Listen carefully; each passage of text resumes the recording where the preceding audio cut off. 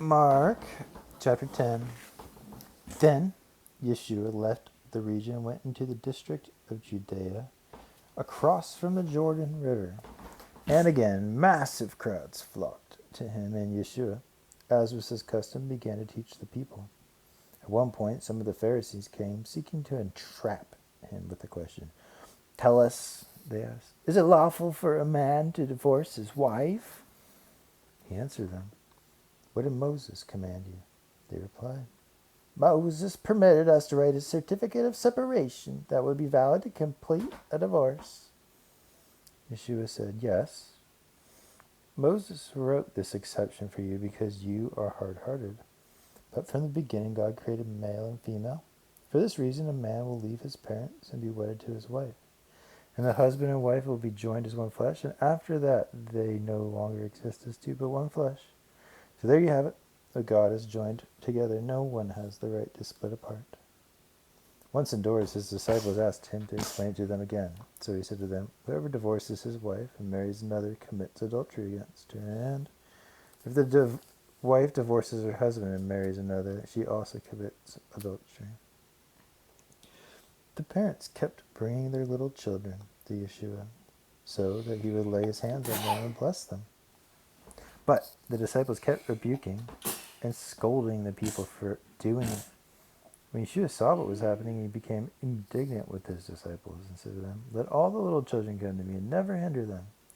Don't you know that God's kingdom exists for such as these? Listen to the truth I speak. Whoever does not open their arms to receive God's kingdom like a teachable child will never enter it. Then he embraced each child and laying his hands on them, he lovingly blessed each one.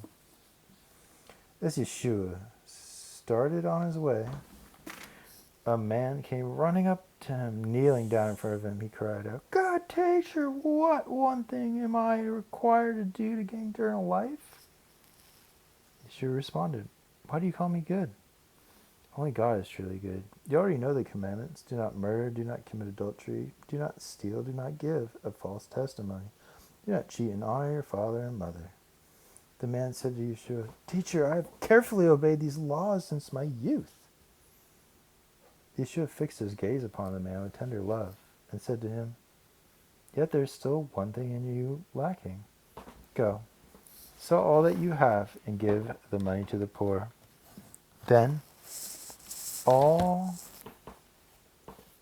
of your treasure will be in heaven. After you've done this, come back and walk with me.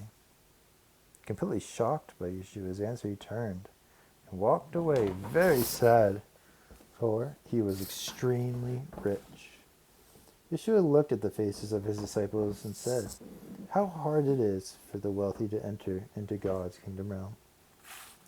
The disciples were startled when they heard this, but Yeshua again said to them, Children, it is next to impossible for those who trust in their riches to find their way into God's kingdom.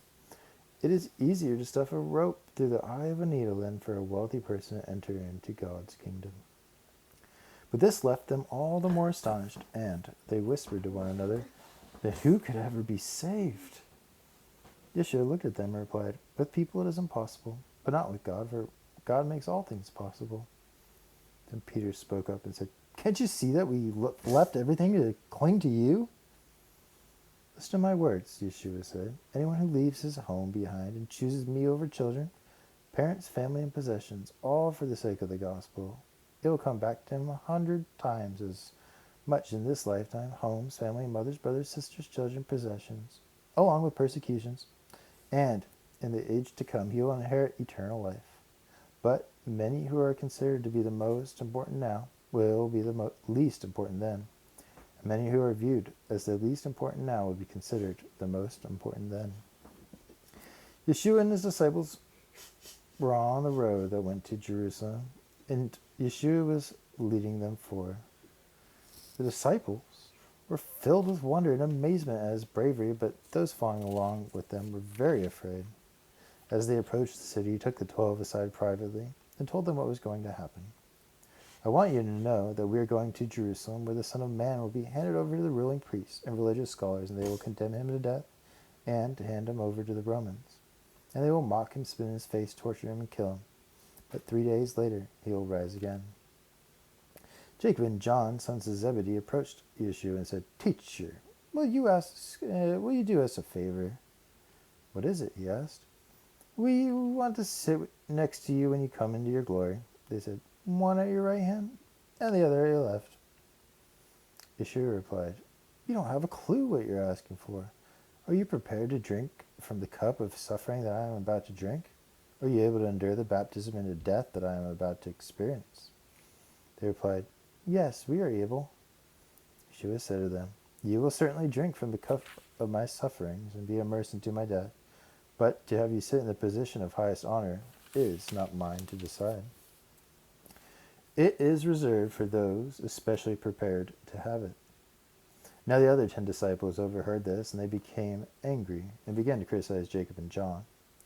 Yeshua gathered them all together and said to them, Those recognized as rulers of the people and those who are in top leadership positions rule oppressively over their subjects. But this is not the example you are to follow.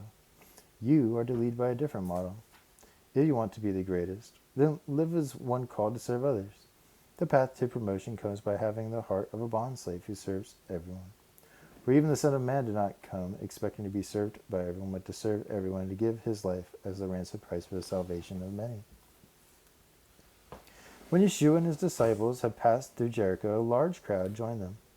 Upon leaving the village, they met a blind beggar sitting on the side of a road named Timai, the son of Timai. When he heard that Yeshua from Nazareth was passing by, he began to shout, Yeshua, son of David, have mercy on me now in my affliction. Heal me. Those in the crowd were indignant and scolded him for making so much of a disturbance.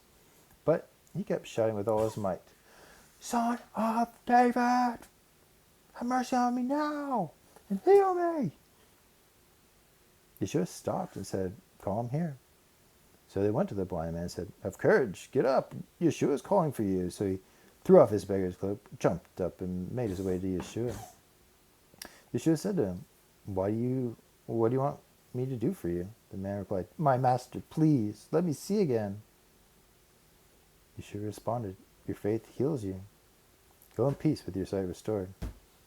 All at once, the man's eyes opened, and he could see again, and he began at once to follow Yeshua, walking down the road with him.